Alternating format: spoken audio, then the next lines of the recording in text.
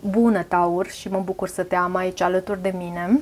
Aceasta este citirea ta în care vom folosi crucea celtică ca etalare, dar înainte de a începe această etalare, aș vrea să extrag câteva mesaje din partea acestui oracol, oracolul frunzelor de ceai, și am primit pentru tine, în primul rând, avem aici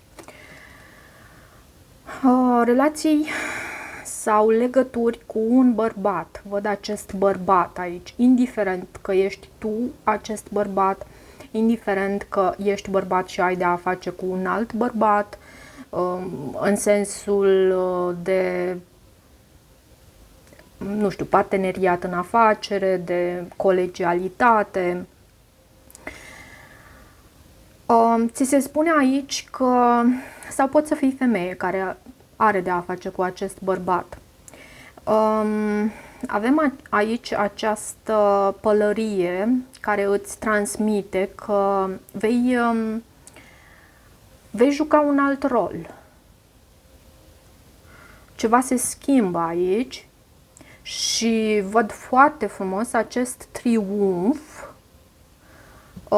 asupra problemelor și obstacolelor cu care tu te confrunți în prezent. La baza pachetului văd aici o prietenie profundă cu cineva de același sex, deci poate fi acest bărbat, în cazul în care ești bărbat și urmărești această citire, dar poate fi și o femeie. Acum, pentru fiecare va fi diferit. Energiile pot fi feminine și masculine și fiecare din noi, atât eu ca femeie, pot să întruchipez această energie masculină, cât și energie feminină, și la fel e valabil și pentru bărbați. Hai să văd situația dintre tine și situația, pur și simplu, situația. Care este situația pentru Taur? Situația ta în acest moment, și tu vei recunoaște dacă este pentru tine, dacă rezonează. Care este situația pentru Taur? Regele de bâte, poți să ai de a face cu un semn de foc, în special leu sau berbec taur. Da, energia masculină este foarte relevantă aici, în această citire, pentru că avem și împăratul la baza pachetului. De asemenea, poate fi vorba despre o pasiune a ta în situația cu care tu deschizi această etalare. Poate fi vorba despre o pasiune pe care o ai tu, fie pentru o anume persoană, pentru o altă persoană, fie pentru ceva anume din viața ta. E ceva care te face și foarte hotărât, ferm așa pe poziție. Regele de bâte este un războinic și un luptător, este personajul care e pregătit să lupte, de asemenea și împăratul. Chiar dacă aici are o atitudine așa mai pasivă, asta pentru că el de fapt știe să își aleagă luptele și nu se implică în orice luptă doar de dragul de a lupta. Știe să... E un bun strateg acest împărat și știe unde să investească energia personală. Da, interesant început pentru tine. Vreau să văd care este blocajul în această situație. Care este blocajul tău în această situație? 7 de monede, răbdarea îți este încercată în primul rând, îmi vine să spun. Cumva tu ai acest nou început, această oportunitate. acest angajament și în blocajul tău îți este foarte mult încercată răbdarea și trebuie să aștepți pentru ca aceste energii, aceste semințe pe care tu le-ai sădit, acest nou început, această intenție a ta pe care tu o ai cu această situație a ta pentru care tu lupți, ok, cu regele de bâte, e necesar să fii răbdător, să fii răbdătoare. Îți este încercată această răbdare. Ți-ai dori poate ca lucrurile să se desfășoare mult mai rapid. Dar ce pot să spun eu, vom vedea și care este sfatul pentru tine. Lucrurile obținute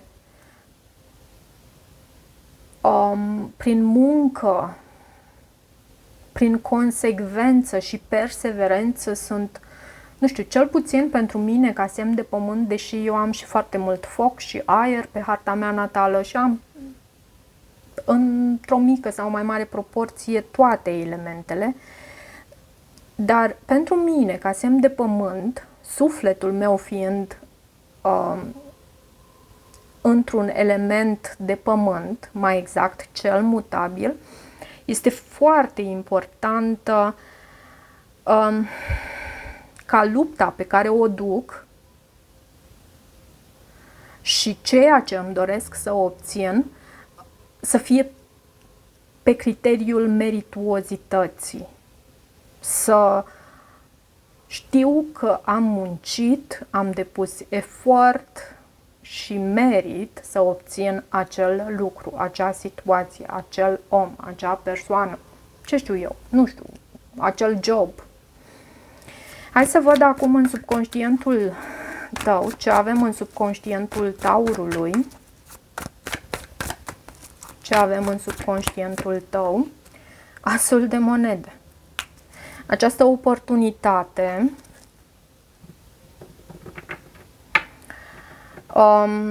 care îți cere în același timp cu acest 10 de spade, îți cere să lași în urmă trecutul, să lași în urmă trădarea, să lași în urmă rănile și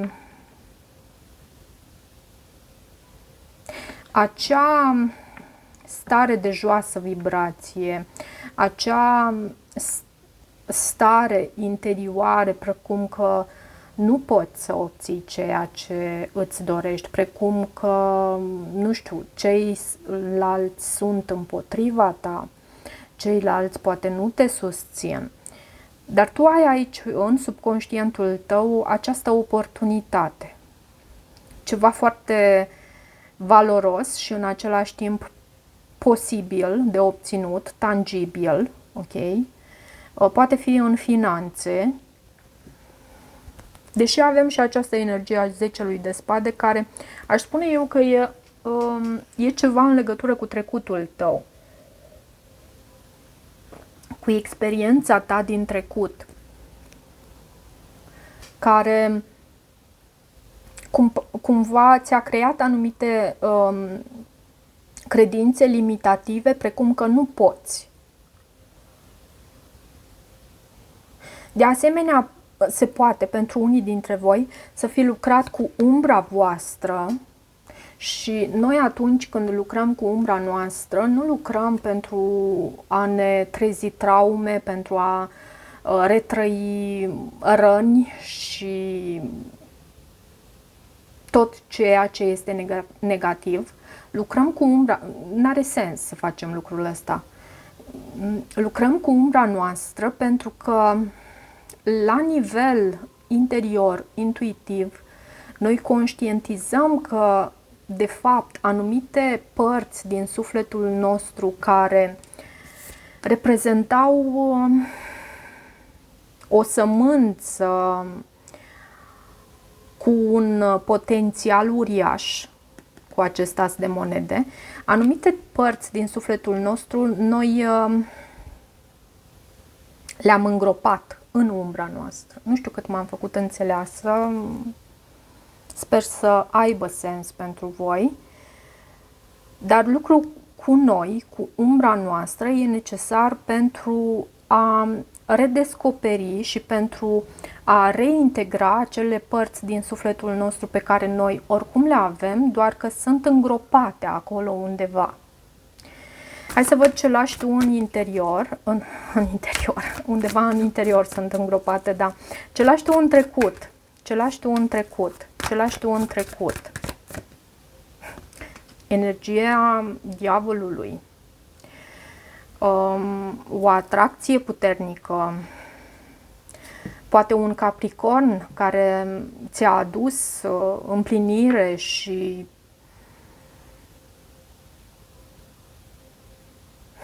dar în același timp poate fi și toxicitatea aici. Te eliberezi, te-ai eliberat. De ce diavolul în energia din trecut? Pentru că nu... De ce diavolul? 9 de spade. Da, te-ai eliberat de această energie a diavolului.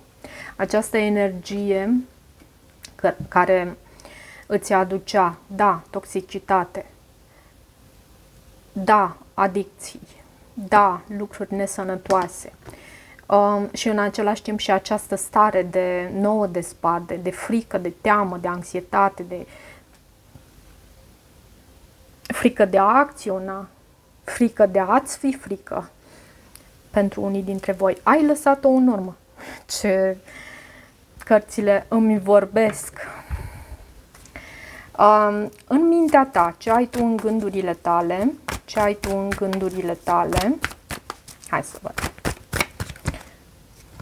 Hierofantul, energia ta, Hierofantul și Cavalerul de spade.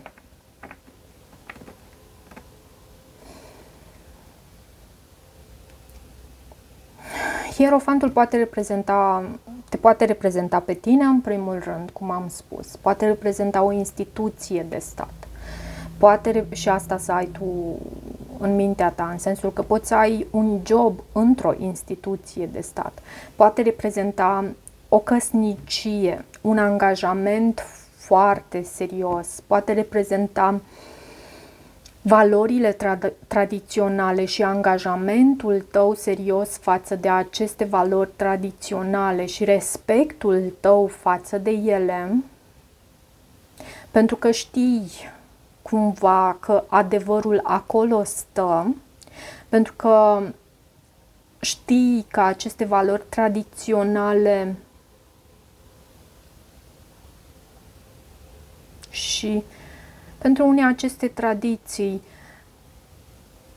de fapt, de acolo înflorește tot ceea ce este frumos, tot ceea ce este armonios, tot ceea ce este simetric și, nu știu, îmi vine să spun cu acest as de monede, cu potențial. Sper să rezoneze. E un adevăr aici și poate fi esența ta, acest hierofant, ceea ce ești tu.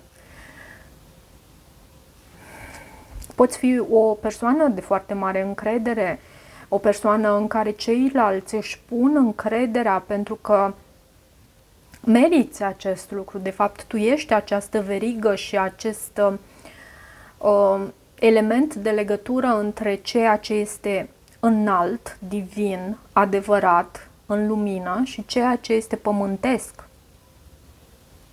Și asta ai tu în gândurile tale. Ok, în viitorul apropiat, ce avem în viitorul apropiat pentru tine? Pajul de monede.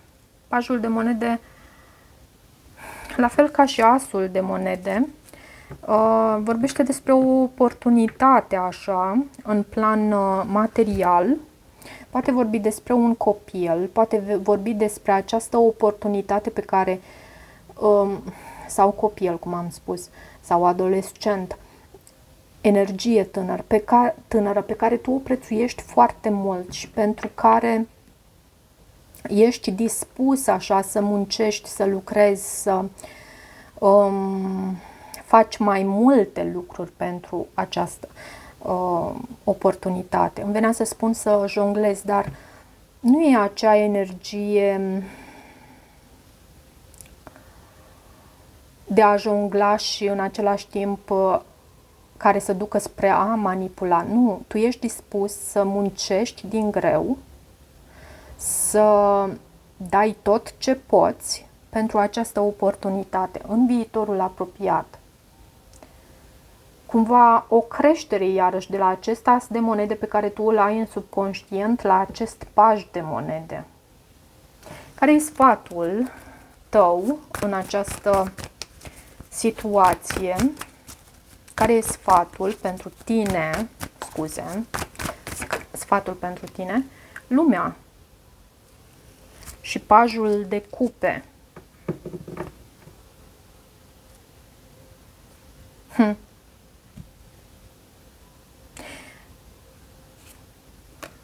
Nu știu,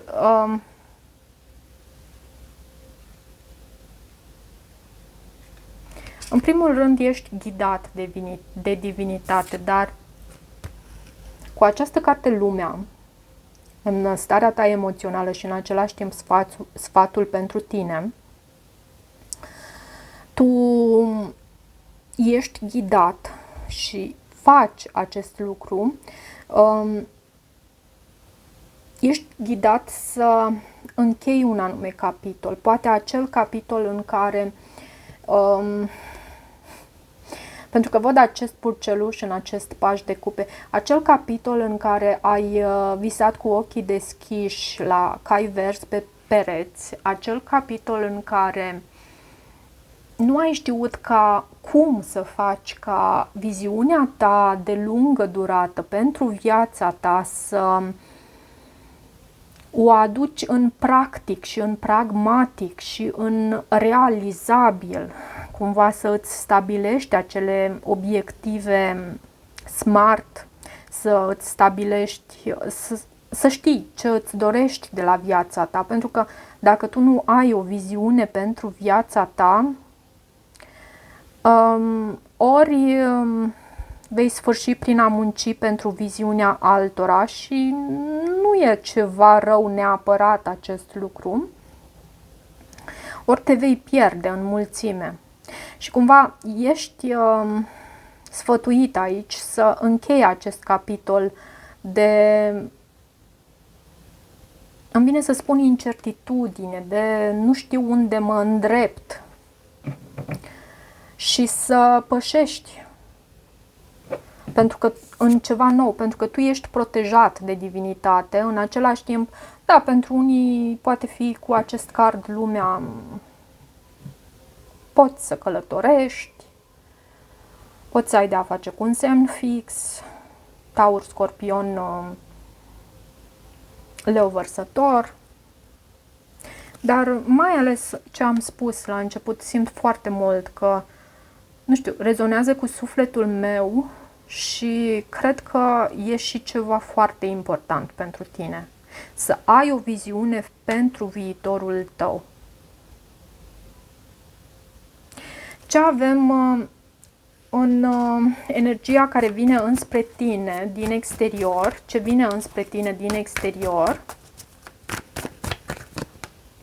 3 de cupe, prieteni dragi, oameni apropiați, oameni care te sărbătoresc, dar acest 3 de cupe și pajul de cupe, pentru că am avut pajul de cupe și anterior la baza pachetului, nu știu, 3 de cupe uneori vorbește despre acele obiceiuri care nu ne ajută, despre acele obiceiuri nesănătoase. Cumva, da, nu sunt precum acest diavol care aduce toxicitate în viața noastră, dar sunt oameni și obiceiuri care nu ne ajută. Poate fi un pești, uite, pentru că văd aici această persoană cu pajul de cupe, care își dorește această reuniune, reîntâlnire, sau un semn de apă în jurul tău, sau semne, mai multe semne de apă în jurul tău. 3 de cupe vorbește și despre acele întâlniri cu prietenii, cu cei dragi, cu cei apropiați. Ce avem în frica sau speranța ta? Ce avem în frica sau speranța ta pentru Taur? Asul de bâte și regina de bâte.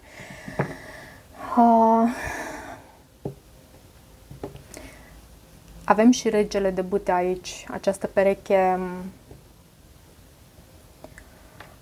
pereche care se bazează pe chimie, pe atracție, pe pasiune. Poate fi un semn de foc care îți stârnește pasiunea, atracția, magnetismul, focul, dorința. Dar mie cel puțin îmi vorbește despre această energie și prefer această energie în care speri ca în continuare să ai acest foc interior, drive, foc interior chiar mocnit, nu neapărat arzător, care să te ducă înspre dorințele tale cele mai înalte, înspre a-ți împlini sinele tău cel mai bun și menirea ta în această lume.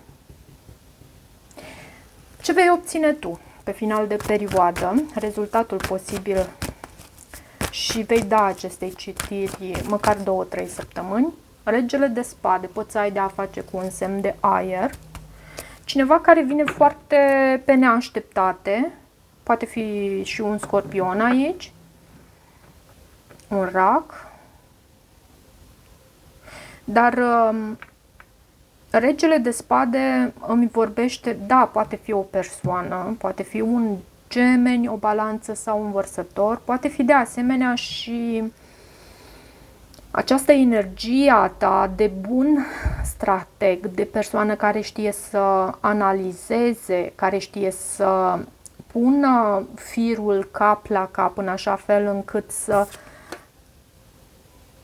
poate chiar să îți stabilești această viziune pentru tine și e foarte important să faci acest lucru pentru viața ta.